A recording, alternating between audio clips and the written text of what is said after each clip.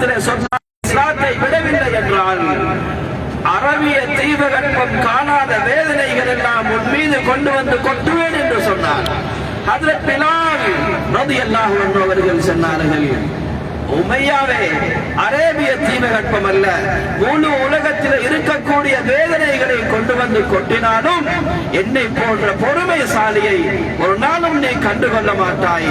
என்னுடைய வாயிலிருந்து என்னுடைய தோழர்கள் உன்னை போன்றவர்களுடைய வேதனைகளுக்கு தப்பித்துக் கொள்வதற்காக வேண்டி லாத், உஸ்ஸா, மனாத் போன்ற சிலைகளை அவர்கள் நாவால் உச்சரித்தாலும் நீ முழு உலகத்தில் இருக்கக்கூடிய வேதனைகளை கொண்டு வந்து என் மீது கொட்டினாலும் அந்த இறைவனுக்கு மார்த்தமாக ஒரு வார்த்தை கூட என்னுடைய நாவிலிருந்து வெளிவரவே வராது என்ற உறுதியான அந்த வார்த்தையை சொன்ன பிறகுதான் அபூ ஜஹல் சொன்னான், உமையா அழகாக பேசிப்பார், நாங்கள் கொடுத்த இந்த வேதனைகளை எல்லாம் அவர் சகித்துக் கொண்டு அவர் பொறுமையுடன் மௌத்தாகக்கூடிய கட்டத்திலே உடம்பிலிருந்து உயிர் பிரியக்கூடிய கட்டத்துக்கு வந்துவிட்டார். இருந்தாலும் அவருக்கு மிக அழகாக சொல்லிப்பார், அழகான முறையிலே சொல்லிப்பார், எதையாவது கொடுத்தாவது சொல்லிப்பார் என்ற விடயங்களை எல்லாம் அபூ ஜஹல் என்று சொல்லி பார்த்தார். உமையாவிடத்திலே சொல்லி பார்த்தார். கண்ணியமானவர்களே, அந்த அழகான வார்த்தைக்கும் ஆசை வார்த்தைக்கும் அடிபணியாத அடங்காத ஹஜ்ரத் பிலால் ரலியல்லாஹு அன்ஹு அவர்கள் இவ்வாறுதான் உறுதியாக இருந்தார்கள். கண்ணியமானவர்களே, கடைசியாக இவரை கொலை செய்வதற்காக வேண்டி உமையா மக்காவுடைய ஹரத்துடைய எல்லையையும் தாண்டி இவரை கூட்டிக் கொண்டு போகிறார். என்னால் ஹரத்துடைய எல்லையில யாரையும் கொலை செய்ய முடியாது. கொலை செய்வதற்கு தகுதியான ஒரு மனிதர் ஹரத்துடைய எல்லைக்குள்ளுக்கு நுழைந்து விட்டால், ஒரு மனிதரை கொலை செய்து விட்டால் அவருக்கு கொலையாக கிசாஸ் என்ற அடிப்படையில் கொலை செய்யப்படும், கொலை செய்தவரை. ஆனால் அவர் ஹரத்துக்குள்ளே நுழைந்து விட்டால் அவரை கொலை செய்ய முடியாது. கண்ணியமானவர்களே, இன்றும் அதே சட்டம் தான். கண்ணியமானவர்களே, அன்றும் அதே சட்டம் தான். அதனால் உமையா ஹரத்துடைய எல்லையை விட்டும் ஹஜ்ரத் பிலால் ரலியல்லாஹு அன்ஹு அவர்களை கூட்டிக் கொண்டு செல்கிறார். இது அபூபக்கர் சித்தீக் ரலியல்லாஹு அன்ஹு அவர்களுக்கு கேள்விப்படுகிறது. அன்று அந்த சஹாபாக்கள் எல்லாரும் கவலையோடு தான் இருந்தார்கள். ஒவ்வொரு நாளும் கவலையோடும் சஞ்சலத்தோடும் கஷ்டத்தோடும் தன்னுடைய தோழர்கள் இவ்வளவு கஷ்டப்படுகிறார்கள், வேதனை செய்யப்படுகிறார்கள் என்ற துன்பத்தோடு தான் இருந்தார்கள். யாருக்கும் உதவி செய்து கொள்ள முடியாத ஆரம்ப கட்டம் அது. அந்த தியாகத்தை அல்லாஹ் எதிர்பார்த்தான் இஸ்லாத்தை வளர்ப்பதற்காக வேண்டி. அந்த தியாகத்தை அல்லாஹ் எதிர்பார்த்தான் இஸ்லாத்தை ஓங்க செய்வதற்காக வேண்டி. எனவே கண்ணியமானவர்களே, அந்த நேரம் தான் ஹஜ்ரத் அபூபக்கர் சித்தீக் ரலியல்லாஹு அன்ஹு அவர்களுக்கு கேள்விப்படுகிறது, இந்த பிலாலை உமையா கொலை செய்ய போகிறான், கூட்டிக் கொண்டு செல்கிறார்கள். கண்ணியமானவர்களே, ஹஜ்ரத் அபூபக்கர் சித்தீக் ரலியல்லாஹு அன்ஹு அவர்கள் ஓடோடி சென்று கேட்கிறார்கள், பிலாலை எனக்கு விட்டுவிடுங்கள் என்று சொன்னார்கள். ஏளனமாக சிரித்தான் உமையா. இந்த பிலாலை சண்டை கொடுத்து வாங்க போகிறீர்களா? 5 சதத்துக்கு கூட பொறுமதி இல்ல. பிலால் அவர் கருப்பானவர், யாரும் திரும்பி பார்க்க மாட்டார்கள், அடிமையுடைய பரம்பரையை சேர்ந்தவர், எதுக்குமே தகுதியற்றவர், இவரை சல்லி கொடுத்து வாங்க போகிறீர்களா அப்படின்னு சொன்ன நேரம் ஹஜ்ரத் அபூபக்கர் சித்தீக் ரலியல்லாஹு அன்ஹு அவர்கள் சொல்கிறார்கள், எவ்வளவு சல்லி வேண்டுமானாலும் சொல்லு, அவரை விட்டுவிடு என்று தன் 5 திர்ஹங்களுக்கு உமையா கேட்டு 5 திர்ஹங்களுக்கு வாங்குகிறார்கள். ஹஜ்ரத் பிலால் ரலியல்லாஹு அன்ஹு அவர்களே தொலைந்தது தொல்லை என்றுதான் கொடுத்தான். உமையா தொலைந்தது தொல்லை, இது போய் முடியட்டும் என்று அந்த வெறுப்போட ஹஜ்ரத் பிலால் ரலியல்லாஹு அன்ஹு அவர்களே அபூபக்கர் சித்தீக் ரலியல்லாஹு அன்ஹு அவர்களிடத்தில் ஒப்படைத்து விட்டு தான் வந்தார்கள்.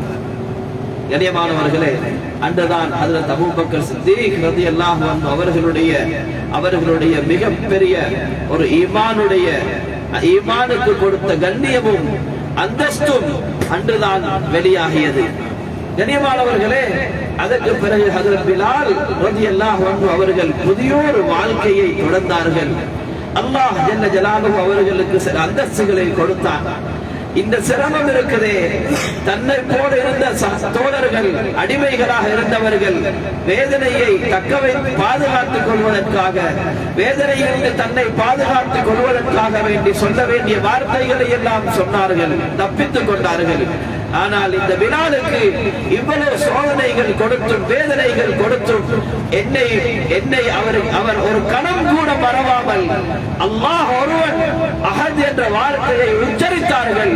கண்ணியமானவர்களே, காலங்கள் கடந்து போனது.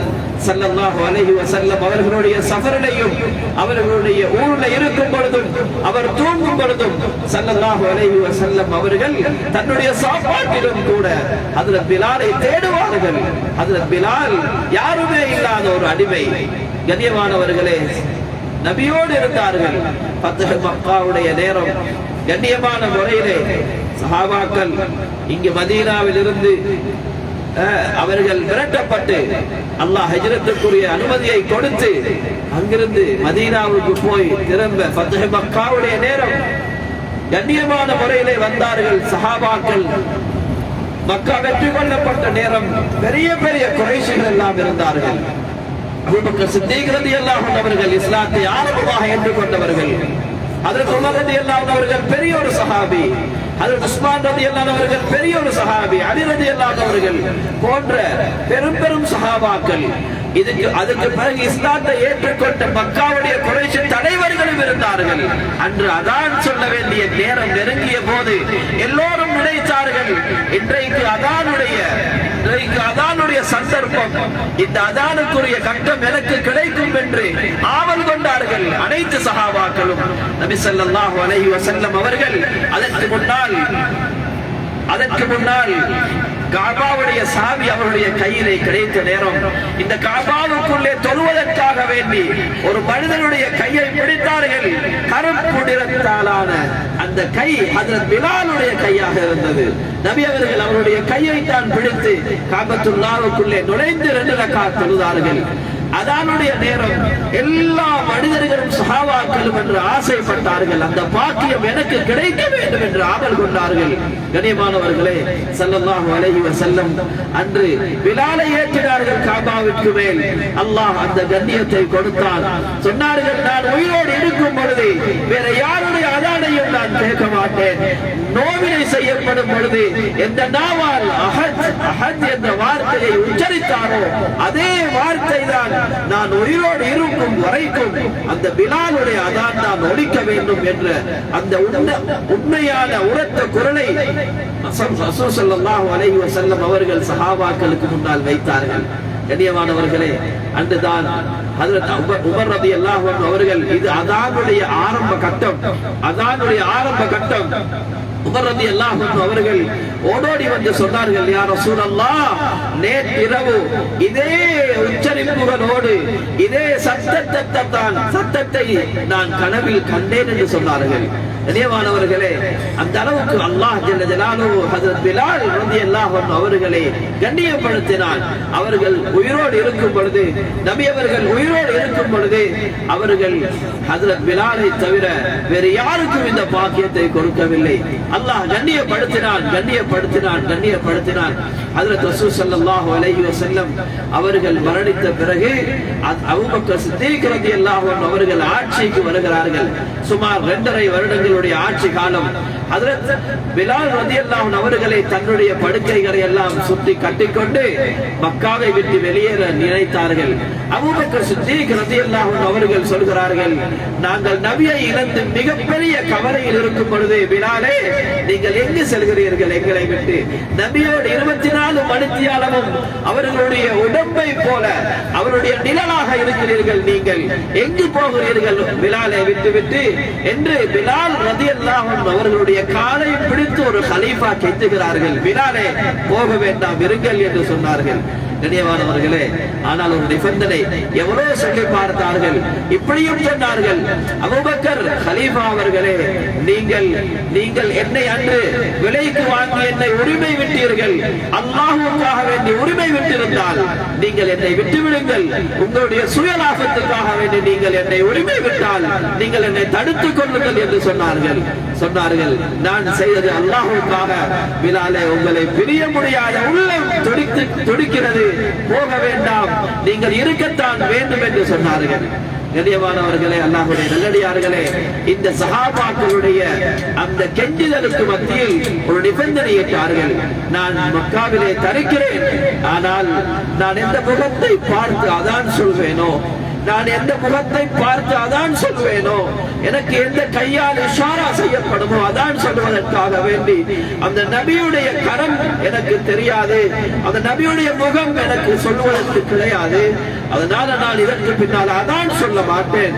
அதனால் என்னுடைய வார்த்தைகள் அதற்கு பின்னால் வராது என்ற பயம் இருக்கிறது.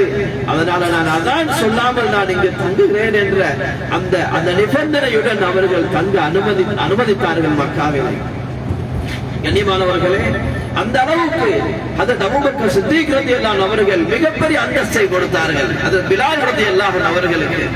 பிறகு உமருடைய ஆட்சி காலம், உமர் ரலியல்லாஹு அன்ஹு ஆட்சி காலம், அவர்களும் அபூபக்கர் சித்திக் ரலியல்லாஹு அன்ஹு மரணித்த நேரம் உமர் ரலியல்லாஹு அன்ஹு ஆட்சி காலத்துல ஹஜ்ரத் பிலால் ரலியல்லாஹு அன்ஹு அவர்கள் தன்னுடைய படுக்கைகளை எல்லாம் சுத்திக் கொண்டு அவர்கள் திமிஷ்குக்கு போக ஆரம்பிச்சாங்க. அவங்க திமிஷ்குக்கு போனாங்க.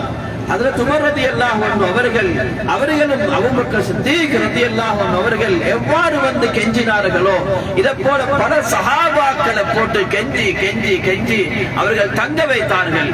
மஷூராக்களுக்கு தேவையான ஒரு மனிதர், நபியோட பக்கத்திலே இருந்தவர்கள், நீங்க நபியுடைய படுக்கையிலையும் நபியுடைய பயணங்களையும் நெருங்கி இருந்தவர்கள், எங்களுக்கு தெரியாத எத்தனையோ விடயங்கள் உங்களுக்கு தெரிந்திருக்கிறது, ஈரீங்கள் என்ற அந்த கோரிக்கைகளை அவர்கள் கண்டுகொள்ளாமல் பல கட்டங்களில் அவர்கள் அதை வெறுத்து அதை மறுத்தார்கள். இருந்தாலும் அமீருல் முஃமினீன் கலீஃபா உமர் ரலியல்லாஹு அன்ஹு அவருடைய கடைசியான ஒரு கவலையான ஒரு பேச்சுக்கு பின்னால் அவர்கள் தங்கினார்கள். கண்ணியமானவர்களே, அவருடைய ஆட்சி காலம்தான், அவருடைய ஆட்சி காலத்திலே தான் பலஸ்தீன் திரும்பவும் வெற்றி கொள்ளப்பட்டது. ஆட்சி காலத்திலே வெற்றி கொள்ளப்பட்ட நேரம் அந்த பலஸ்தீன் அந்த யகூதிகள் சொன்னார்கள் உங்களுடைய கலீஃபாவுக்கு தான் சாவியை கொடுப்போம் என்று சொன்னார்கள். ஹஜ்ரத் உமர் ரலியல்லாஹு அன்ஹு அவர்கள் அங்கு போனார்கள். ஹஜ்ரத் பிலாலையும் கூட்டிக் கொண்டு போனார்கள். பிலாலையும் கூட்டிக் கொண்டு போய் லுஹர் அல்லது அஸ்ருடைய தொழுகை நேரம் வருகிறது. சொன்னார்கள் ஹஜ்ரத் உமர் ரலியல்லாஹு அன்ஹு அவர்கள், பிலால், இன்று பலஸ்தீனில் பல வருடங்களுக்கு பிறகு அதான் ஒலி உங்களுடைய சத்தமாகத்தான் இருக்க வேண்டும் என்று சொன்னார்கள். முடியாது என்றார்கள். பல சஹாபாக்களை வைத்து பேசினார்கள், முடியாது என்றார்கள். ஹசன் ஹுசைன் ரலியல்லாஹு அன்ஹுமா நபியுடைய பேர பிள்ளைகள் ரெண்டு பேரும் வந்து ரெண்டு காலையும் பிடித்தார்கள். அலி ரலியல்லாஹு அன்ஹு அவர்களுடைய ரெண்டு குழந்தைகள் ஹசன் ஹுசைன் ரலியல்லாஹு அன்ஹுமா ரெண்டு பேரும் ரெண்டு காலையும் பிடித்து சொன்னார்கள், நானும் விருப்பம் இல்லை, என்னுடைய அப்பா எந்த மனிதரை காபாவுக்கு மேல் ஏற்றி அழகு பார்த்தார்களோ அந்த மனிதரை தவிர வேறு யாரையும் ஏற்றி இந்த அதானை கேட்பதற்கு நாங்கள் யாரும் விருப்பம் இல்லை. பிலால் ரலியல்லாஹு அன்ஹு அவர்களுடைய காலை பிடித்தார்கள். கண்ணியமானவர்களே, நபியுடைய பேர பிள்ளையுடைய அந்த பேச்சுக்கு அவர்கள் அடிமையாகிறார்கள். அன்றுதான் அதான் சொன்னார்கள். கண்ணியமானவர்களே, பெரிய தக்பீர் முழக்கமாக இருந்தது பலஸ்தீன் மஸ்ஜிதுல் அக்ஸாவில். சுப்ஹானல்லாஹ், ஹஜ்ரத் பிலால் ரலியல்லாஹு அன்ஹு அவர்கள் துஹருடைய அல்லது அஸருடைய நேரம் அதான் சொல்ல ஆரம்பித்தார்கள். அதானை சொன்னார்கள். அஷ்ஹது அல்லா இலாஹ இல்லல்லாஹ் என்ற வார்த்தையை மொழிந்தார்கள். அஷ்ஹது அன்ன முஹம்மதர் ரசூலுல்லாஹ் என்று சொல்லுவதற்கு அவருக்கு நாவு வரவில்லை. தனக்கு முன்னால் நின்ற நபியை பார்த்து கொண்டு சொன்ன வார்த்தைக்கு மேலால் அழுகை சத்தம் ஓங்கியது. அதானுக்கு மேலால் முழு மஸ்ஜிதுல் அக்ஸாவிலும் பலஸ்தீனிலும் அழுகை சத்தம் அது முழங்கியதாக இந்த வரலாறுகள் சொல்லிக் கொண்டிருக்கிறது. அதான் அதோடு சொல்லப்படவில்லை. கண்ணியமானவர்களே, கடைசியாக பல நேரங்களுக்கு பின்னால் ஹஜ்ரத் பிலால் ரலியல்லாஹு அன்ஹு அவர்கள் அதானை தடுமாறி சொல்லி முடித்தார்கள். முழு மனிதர்களும் சஹாபாக்கள் சொல்கிறார்கள், அன்று நான் உமரை பார்த்தேன், கலீஃபா உமர் ரலியல்லாஹு அன்ஹு அவர்களை பார்த்தேன், அவர்கள் அன்று குலுங்கி குலுங்கி அழுததை போல வேறு எப்பயுமே அதை போல நான் பார்த்ததே கிடையாது என்று சொல்கிறார்கள். அப்படி எல்லா சஹாபாக்களும் அழுதார்கள். நபி மதீனாவுடைய நபியுடைய அந்த காலத்துக்கு அந்த சஹாபாக்களை அந்த அதான் கொண்டு போனது. பெண்களும் அழுதார்கள், ஆண்களும் அழுதார்கள். கண்ணியமானவர்களை, இப்படி அல்லாஹ் ஒரு அடிமையாக இருந்தால் அல்லாஹ்விடத்தில் இது யாரும் அடிமைக்கும் எஜமானனுக்கும் எந்த வித்தியாசமும் கிடையாது. இல்லா பித்தக்வா, யாரிடத்தில் அல்லாஹ்விடத்தில் தக்வா இருக்குமோ, அல்லாஹ்வுடைய அன்பு இருக்குமோ, இவருக்கு தான் அல்லாஹ்விடத்தில் கண்ணியம். எந்த அளவுக்கு அல்லாஹ் கண்ணியத்தை கொடுத்தாண்டா, நாளை கியாமத்துடைய நாளையில எந்த நபியுமே சொர்க்கம் போகாத வரை எந்த நபியுக்குமே சொர்க்கம் போக முடியாது. நபி ஸல்லல்லாஹு அலைஹி வஸல்லம் அவர்கள் சொர்க்கம் போகாத வரையில கண்ணியமானவர்களே, நபி அவர்கள் சொர்க்கத்தை திறப்பார்கள். நபியுடைய அந்த வாகனத்துடைய கயிற்றை ஹஜ்ரத் பிலால் ரலியல்லாஹு அன்ஹு அவர்கள் பிடித்துக் கொண்டு முன்னால் செல்வார்கள். முதலாவது சொர்க்கத்திலே ஹஜ்ரத் பிலால் நுழைவார், அதற்கு பின்னால் ஸல்லல்லாஹு அலைஹி வஸல்லம் அவர்கள் நுழைவார்கள் என்ற வரலாறுகள் இன்று பதியப்பட்டிருக்கிறது. கண்ணியமானவர்களே, தியாகத்துக்கு தான் அல்லாஹ்விடத்திலே கண்ணியம் இருக்கிறது, தியாகத்துக்கு தான் அல்லாஹ்விடத்திலே அந்தஸ்து இருக்கிறது, தியாகத்துக்கு தான் அல்லாஹ்விடத்திலே வெகுமதியும் இருக்கிறது. அல்லாஹ் அவரை நேசிக்கிறார். கண்ணியமானவர்களே, இப்படிப்பட்ட ஒரு இடம்தான் மக்காவுடைய இடம். மக்காவுடைய இடம் பல நோவினைகளுக்கு உள்ளாக்கப்பட்ட இடம் தான். அந்த அபூ ஜஹலுடைய அந்த டாய்லெட் ஆக்கப்பட்டிருக்கிற இடம், இந்த இடங்கள் தான். இதுக்கு கொஞ்சம் பக்கத்துல தான் ஹஜ்ரத் பிலால் ரலியல்லாஹு அன்ஹு அவர்கள் நோவினை செய்யப்பட்டார்கள். அந்த இடம் ஒன்று இருந்துச்சு, அந்த இடத்துல தான் சஹாபாக்கள் நோவினை செய்யப்பட்டார்கள். அம்மார் இப்னு யாசிர் ரலியல்லாஹு அன்ஹு அவர்கள் 2 ஒட்டகத்திலே கட்டப்பட்டு ஒட்டகம் 2க்கு விரட்டப்பட்டு 2ஆக கிழிக்கப்பட்டார்கள். சுமையா ரலியல்லாஹு அன்ஹா போன்ற அந்த ஷஹீதானவர்கள் இஸ்லாத்துக்காக வேண்டி பல தியாகங்களை செய்தவர்கள். கண்ணியமானவர்களை, இந்த மண் அப்படிப்பட்ட ஒரு மண் தான், மக்காவுடைய ஒரு மண். அந்த காற்று அது ஒரு ரஃப்பான ஒரு காற்று தான். இங்க இருக்கக்கூடிய ஆரம்பமானவர்கள் இன்று கூட கவலைப்படுவார்கள், எங்களுடைய மூதாதையர்கள் நபி அவர்களை விரட்டி விட்டார்கள். நபி அவர்கள் விரட்டப்பட்டு அவர்கள் மதீனாவுக்கு சென்ற சரித்திரம். சுப்ஹானல்லாஹ், நாங்க இன்றைக்கு ஏசி பஸ்ல தூங்கிக் கொண்டு போறோம். நபி ஸல்லல்லாஹு அலைஹி வஸல்லம் அவர்கள் எந்த நேரத்தில் என்னுடைய கழுத்தை கொய்து விடுவார்கள் என்ற பயத்துடன் தான் அவர்கள் ஓடினார்கள். அபூபக்கர் சித்தீக் ரலியல்லாஹு அன்ஹு அவர்கள் இந்த சோதனைகள் எல்லாம் தாங்க முடியாமல் நபி ஸல்லல்லாஹு அலைஹி வஸல்லம் அவர்களுக்கு அல்லாஹ் அனுமதி கொடுத்தான் ஹிஜ்ரத் செய்வதற்காக வேண்டி. ஹிஜ்ரத்தை செய்கிறார்கள். பல சஹாபாக்கள் பல கட்டமாக ஹிஜ்ரத் செய்தார்கள். அபூபக்கர் சித்தீக் ரலியல்லாஹு அன்ஹு அவர்கள் கேட்கிறார்கள், யா ரசூலல்லாஹ், எங்களுக்கு அனுமதி கிடைக்கவில்லையா? அபூபக்கரே, அனுமதி கிடைத்தவுடன் சொல்வேன் என்றார்கள். அன்றிலிருந்து அபூபக்கர் சித்தீக் ரலியல்லாஹு அன்ஹு அவர்கள் தன் நபியோடு போவதற்காக வேண்டி தயாரிப்பை செய்து கொண்டார்கள். கண்ணியமானவர்களே, அவர்களுக்கு அனுமதி கிடைத்தவுடன் அபூபக்கர் சித்தீக் ரலியல்லாஹு அன்ஹு அவர்களோடு அவர்கள் ஹிஜ்ரத்தை செய்தார்கள். கண்ணியமானவர்களே, மிகப்பெரிய நீண்டமான சரித்திரம். ஒளிந்து ஒளிந்து ஒளிந்து அவர்கள் ஹிஜ்ரத்தை செய்தார்கள். பயந்தவர்களாக செய்தார்கள். பெரிய சரித்திரம். கண்ணியமானவர்களே, போகும் பொழுது சுராகத் இப்னு மாலிக் இங்கு மக்காவில் ஏலான் செய்யப்படுது, யார் முஹம்மதுடைய தலையை கொண்டு வருவார்களோ 100 குதிரைகள் சன்மானம் வழங்கப்படும். இதை கேட்டவர்கள் நானா புறங்கள் இருந்தும் முஹம்மது ஸல்லல்லாஹு அலைஹி வஸல்லம் அவர்களை தேடிக்கொண்டு திரிந்தார்கள். கண்ணியமானவர்களே, கடைசியாக அவர்கள் திரிந்து அந்த குகைக்கு போகிறார்கள். குகையுடைய சரித்திரம் நேற்று சொல்லப்பட்டது. ஹெரா குகையில போய் தஞ்சம் புகுந்தார்கள். அங்கிருந்து திரும்ப அடுத்த நாள் போனார்கள். கண்ணியமானவர்களே, போகும் பொழுதுதான் சுராகத் இப்னு மாலிக் அவர் நபி அவர்களை கிட்ட வந்து பிடிக்கிற தூரத்தில் வந்த நேரம் அல்லாஹ் பூமியை கொண்டு அவரை பிடிச்சு கொண்டான். திருப்பவும் சொன்னார், சுராகா, என்னை விட்டுவிட சொல்லுங்க, நான் பிடிக்க மாட்டேன், ஆனால் விட்டுவிட சொல்லி ஸல்லல்லாஹு அலைஹி வஸல்லம் துஆ செய்ய திரும்பியும் பிடிப்பதற்காக வேண்டி முன் வந்தான். திரும்பவும் பிடித்தது. திரும்பவும் சுராகா சொன்னார், நபியே, நபியே முஹம்மதே, நீங்கள் விட்டுவிட சொல்லுங்கள், நான் திரும்பி போய்விடுகிறேன். ஆனால் திரும்பி போய் முஹம்மது என்பவர் இந்த வழியால இல்ல என்ற வார்த்தையும் சொல்லுவேன் என்று சொன்னார். கண்ணியமானவர்களே, அன்று திரும்பவும் நபி அவர்களுடைய துவாவுக்கு பின்னால் சுராக்கா விடுவிடப்பட்டார். அவர் போய் சொன்னார், இந்த வழியில முஹம்மது இல்ல என்ற ஸல்லல்லாஹு அலைஹி வஸல்லம் அவர் இல்ல என்ற அந்த வார்த்தைகளை சொன்னவுடன் கண்ணியமானவர்களே, நபி அவர்களை கூட்டிக் கொண்டு வருவதற்காக வேண்டி பல மஷூராக்கள் இதற்கு முன்னால் நடந்தது. ஹஜ்ஜுடைய காலத்துல மதீனாவில் இருந்து வரக்கூடியவர்கள் பல கட்டங்களாக மஷூரா செய்தார்கள். நபி அவர்களை நாங்கள் எங்களுடைய வீட்டுக்கு, தங்களுடைய ஊருக்கு கூட்டிக் கொண்டு போவதற்காக வேண்டி பல கட்ட மஷூராக்கள் நடந்தது. இப்படி மஷூராக்களுக்கு பின்னால நபி அவர்களுக்கு அல்லாஹ் அனுமதி கொடுத்தார். கண்ணியமானவர்களே, இந்த வருகையை எதிர்பார்த்த மதீனா வாசிகள் அவர்கள் மதீனாவுடைய பார்டர்ல வந்து நின்று நபி அவர்களை வரவேற்றார்கள்.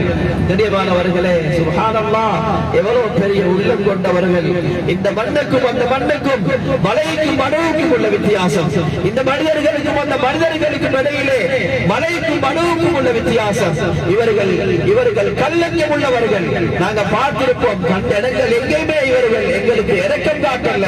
கண்ணியமானவர்கள், தண்ணி கேட்டா கூட தண்ணி தராத அந்த இடம் மதீனால போனா இரக்கமுள்ளவர்கள், அன்பானவர்கள். எந்த அளவுக்கு ஸல்லல்லாஹு அலைஹி வஸல்லம் அவர்கள் மதீனாவுக்கு போன நேரம் நபி அவர்களை பைத் படிச்சு வர வச்சாங்க என்று சொல்றோமே, தலஅல் பத்ரு அலைனா மின் சனியத்தில் வதா, மின் சனியத்தில் வதா என்ற அந்த கவிதையை படிச்சு நபி அவர்களை வரவேற்றார்கள். கண்ணியமானவர்களே, சுப்ஹானல்லாஹ், நபி அவர்கள் இந்த முஹாஜிர்களோட, மக்காவாசிகளோட போன, இஸ்லாத்தை ஏற்றுக்கொண்டு போனவர்களோட நபி அவர்கள் நட்பத்துவத்தை அவர்கள் செய்து வைத்தார்கள், நட்பை செய்து வைத்தார்கள், சகோதரத்துவத்தை செய்து வைத்தார்கள். எந்த அளவுக்கு மதீனா வாசிகள் அவர்களை தன்னுடைய உறவாக பார்த்தார்கள் என்றால், எந்த அளவுக்கு பார்த்தார்கள் என்றால், தன்னுடைய சொச்சே பாதியை கொடுத்தார்கள். மனைவிமார் ரெண்டு உள்ளத, ஒன்றை உங்களுக்கு விருப்பமான மனைவி அவங்களை சொல்லுங்க, தலாக் சொல்லி உங்களுக்கு திருமணம், உங்களுக்கு மனமுடித்து தருகிறேன் என்று சொல்லி அவர்கள் தன்னுடைய சரிபாதியை தன்னுடைய வாழ்க்கையிலே தன்னுடைய உற்ற நண்பருக்கு, நாம் தன்னுடைய உற்ற சகோதரருக்கு, உடன் பிறந்த சகோதரருக்கு எவ்வாறு உதவி செய்வோமோ இதே போல இதற்கு முன்னால் பார்த்திராத அந்த சஹாபாக்கள், முஹாஜிர்களுக்கு அன்சாரிகள் உதவி செய்தார்கள். கண்ணியமானவர்களை, பல கட்டத்திலும் உதவி செய்தார்கள். எப்படிப்பட்ட விட்டு கொடுப்போண்டா, ஒரு கட்டத்துல மதீனால யுத்தத்துக்கு பின்னால மலை போல கனிமத்துகள் நிறைஞ்சிச்சு. மலை போல கனிமத்துகள் நிறைந்த ஒரு நேரம் ஸல்லல்லாஹு அலைஹி வஸல்லம் அவர்கள் சொன்னார்கள், மதீனாவாசிகள் எல்லாம் கூப்பிட்டு சொன்னாங்க, உங்களுக்கு ஏதாவது அபிப்பிராயம் இருந்தா இந்த கனிமத்துடைய விஷயத்துல சொல்லுங்கன்னு சொன்னாங்க.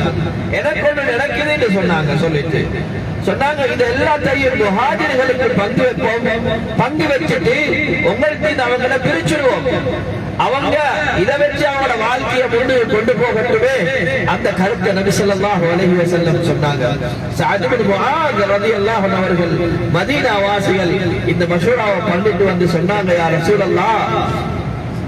ரசூலல்லாஹ், நாங்க நீங்க ஒரு விஷயத்தை அபிப்பிராயத்தை சொன்னீங்க, நாங்க சொல்றோம் யா ரசூலல்லாஹ், நீங்க இந்த கனிமத் எல்லா கையும் முஹாஜிர்களுக்கே கொடுங்க, மக்காவாசிகளுக்கு. யா ரசூலல்லாஹ், எங்களோட வீட்டில் இருந்து அவங்களை வெளியாக்காதீங்க, எங்களோட தொழிலில் இருந்து அவங்களை வெளியாக்காதீங்க, அவங்க எங்களோட உறவுகளை போல நாங்க பழகிட்டோம் யா ரசூலல்லாஹ், அது கவலையாக இருக்குது. அந்த இது எல்லாத்தையும் கொடுங்க, ஆனா அவங்களை பிரிச்சிடாதீங்க என்ற உள்ளம். கண்ணியமானவர்களே, ஆரம்பத்துல இந்த ஜாஹிலியத்துடைய காலத்துல ஒரு வீட்டுல ஒரு தொட்டில அடுத்தவருடைய ஒட்டகம் போய் தண்ணி கொடுத்தா பரம்பரையாக சண்டை முடிச்ச அந்த சஹாபாக்களுடைய உள்ளங்களில் இஸ்லாம் நுழைந்தது. கண்ணியமானவர்களே, வீடுக்குள்ளே அவருடைய இல்லத்துக்குள்ளே மக்களை கூட்டி அவர்கள் வாழ வைத்த அந்த இஸ்லாத்துக்கு பின்னால வந்த மறுமலர்ச்சி, அந்த உள்ளத்தை அல்லாஹ் அங்க சமைச்சான். கண்ணியமானவர்கள், இரக்கமுள்ளவர்கள், விட்டுக் கொடுத்தவர்கள். அதுக்கு பின்னால்தான் ஸல்லல்லாஹு அலைஹி வஸல்லம் துஆ செஞ்சாங்க அன்சார்களுக்கு, அல்லாஹும்ம ரஹமில் அன்சார், அன்சார்களுக்கு ரஹ்மத் செய்வாயாக, வ அப்னாஇல் அன்சார் அவருடைய பிள்ளைகளுக்கு ரஹ்மத் செய்வாயாக அப்னாஇல் அன்சார் அவருடைய பரம்பரையிற்கு நீ ரஹ்மத் செய்வாயாக சொன்னாங்க ஸல்லல்லாஹு அலைஹி வஸல்லம் லவ் சலக்கன் நாஸ் வாதியன் மனிதர்கள் எல்லாம் ஒரு பாதையில போறாங்க சலக்கல் அன்சார் ஃபி வாதியன் அன்சாரிகள் ஒரு பாதையில நடக்கிறாங்கன்னா நான் அன்சாரிகளுடைய பாதையில தான் நடந்து போவேன்னு சொன்னாங்க ஸல்லல்லாஹு அலைஹி வஸல்லம் அன்சாரிகளுடைய அந்தஸ்தை அவர்கள் உயர்த்தினார்கள் பல கட்டங்கள்ல பல மாதிரி அன்சாரிகளை உயர்த்தினார்கள் ஸல்லல்லாஹு அலைஹி வஸல்லம் சொன்னாங்க எனக்கு அவ்வளவு உதவி செய்தவர்கள் அன்சாரிகள் விருதுவான உள்ளம் படைக்கப்பட்டவர்கள் விட்டு கொடுக்கக்கூடியவர்கள் கனிமானவர்களே நான் நினைக்கிறேன் நாங்க மக்காலைக்கு கொள்ள கொஞ்சம் ரஃப்பாக இருந்தோம் கொஞ்சம் சகிச்சுக் கொள்ள இயலாத சில தன்மைகள் அந்த பூமிக்குள்ள சில பூமிக்குள்ள சில தன்மைகள் எங்களுக்கு பிரதிபலிக்க நான் நினைக்கிறேன் கொஞ்சம்